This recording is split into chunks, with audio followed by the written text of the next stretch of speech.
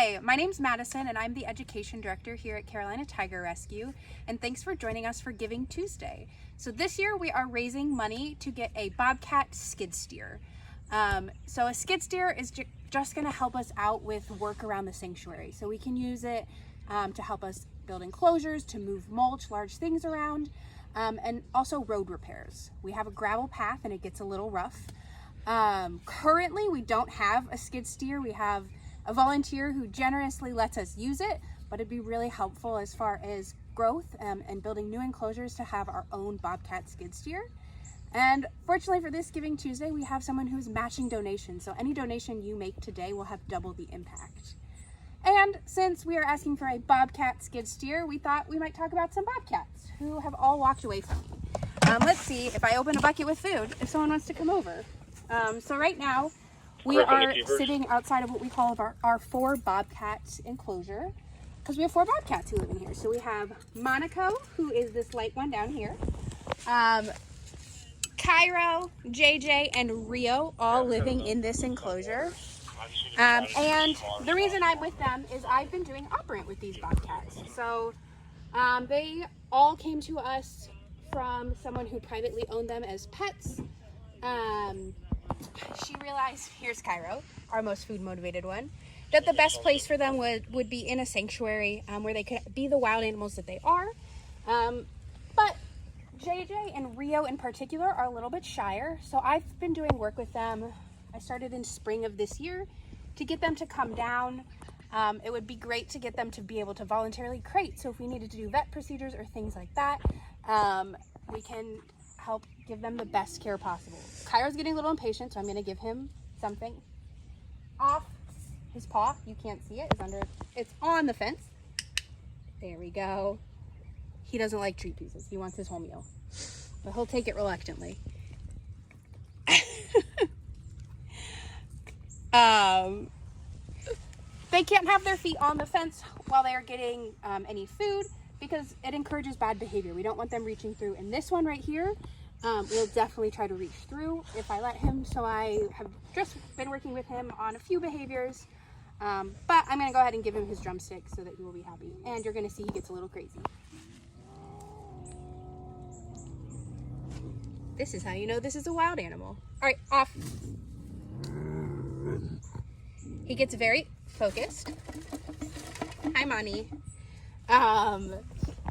And I don't give him that food until that foot is off of the fence. This is Monaco. She's pretty food motivated, but she's more unbothered by things than Cairo, a little bit calmer during a training session. Something else I am working on with these Bobcats is being able to shift them. So these Bobcats have lived together since they've been here. And generally, when we have multiple animals living in an enclosure, we actually shift them apart for feeding. We don't do that with these guys. They get really stressed when they're shifted apart. Especially Rio, who's the smallest one. They don't like when she's alone, and she does not like to be alone. I don't have my target. Oh, yes, I do. Let's see if she knows targets real quick. Target. Good. There, it's right here. So for that, all she has to do is touch her nose to the end of this target stick. But we are working on being able to shift them apart because while they do fine with feeding, we don't, as you can see, Cairo's eating, Monaco's fine. We don't see any aggression with them.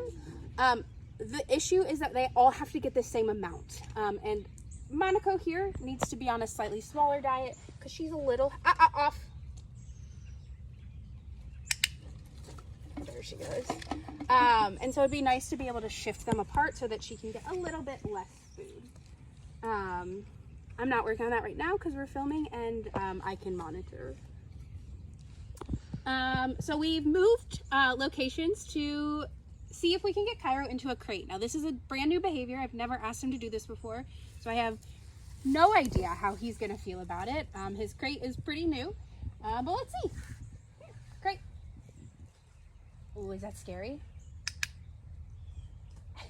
So this is what we call successive approximations. Oh, you flicked it. So the first time I ask him to go in the crate, I'm not going to ask him to go all the way in and then just close the door on him. I'm going to ask him to just eat right in front of the crate. Eventually we'll work our way up to being able to eat inside of the crate, and then being able to eat in there with the door closed. But right now, this is great. Great. There we go. That's fine.